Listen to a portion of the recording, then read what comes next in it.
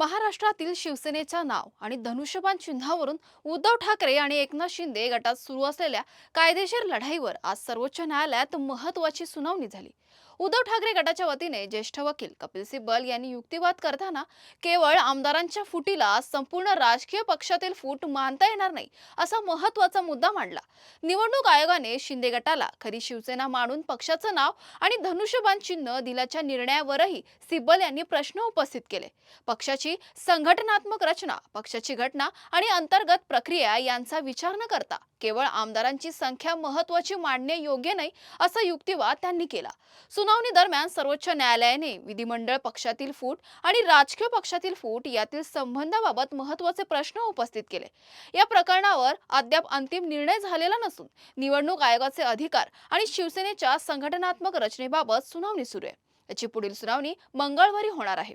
दरम्यान सुनावणीनंतर खासदार संजय राऊत यांनी निवडणूक आयोगावर पुन्हा आरोप करत सर्वोच्च न्यायालयावर विश्वास व्यक्त केला आहे। आज मला वाटतं चौथा दिवस आहे सलग कपिल सिब्बल हे चौथ्या दिवशी आमचा युक्तिवाद करतायत पक्ष आणि चिन्हासंदर्भात। आज मी स्वतः, त्यानंतर खासदार अनिल देसाई, अरविंद सावंत असे आम्ही सलग इथे उपस्थित राहतो आहोत। युक्तिवाद अत्यंत जोरदार चालले आणि निवडणूक आयोगानं, या देशाच्या निवडणूक आयोगानं ज्या पद्धतीनं सुनावणी घेतली, सुनावणी न घेता, मला वाटतं कोणतीही सुनावणी न घेता एका फुटीर गटाला पक्ष आणि चिन्ह म्हणून मान्यता दिली, ते किती बेकायदेशीर आहे। पक्ष संघटना फुटलेली नाही, विधिमंडळ पक्षातली फूट म्हणजे पक्षातली फूट नाही, याच्यावरच आज युक्तिवादाचा जोर होता। न्यायमूर्तींनी काही प्रश्न विचारले, काही त्यांच्या मनामध्ये काही भूमिका होत्या त्या त्यांनी व्यक्त केल्या आणि त्याला कपिल सिब्बल यांनी शिवसेनेची, माननीय उद्धव ठाकरे साहेब ज्या पक्षाचे प्रमुख आहेत त्या शिवसेनेची भूमिका स्पष्ट केली।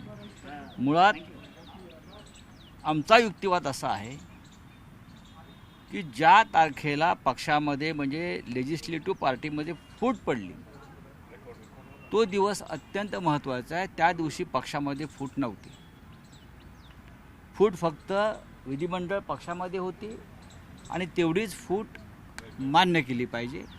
पक्ष तेव्हाही मजबूत होता। पुढे काय झालं, नंतर काय झालं, त्यापेक्षा जून 21, 2022ला जी घटना घडली त्याच्यापुरतंच चिन्ह आणि पक्ष याचा निकाल हा असायला पाहिजे। कपिल सिब्बलांकडनं स्ट्रक्चर जे सांगितलं गेलं, जे पक्षाच्या कोर्टानं समाधान मांडल्याचं बघायला मिळालं। पक्षाचं स्ट्रक्चर हे डेमोक्रॅटिक पद्धतीनंच उभं केलेलं आहे। पक्षप्रमुख उद्धव ठाकरे आहेत, त्याच्यानंतर खाली 13 नेते आहेत, 32-33 उपनेते आहेत, राज्य संघटक आहेत, सचिव आहेत। हे पक्षाचं स्ट्रक्चर डेमोक्रॅटिक पद्धतीनं उभं केल्यावरती त्याची माहिती आम्ही घटनेनुसार आणि मार्गदर्शक तत्वानुसार निवडणूक आयोगाला कळवलेलं आहे आणि ज्या फॉर्मॅटमध्ये त्यांनी मागितली त्या फॉर्मॅटमध्ये आम्ही त्यांना दिली आणि त्या आमच्या कागदावरती निवडणूक आयोगाचा सही शिक्का आहे।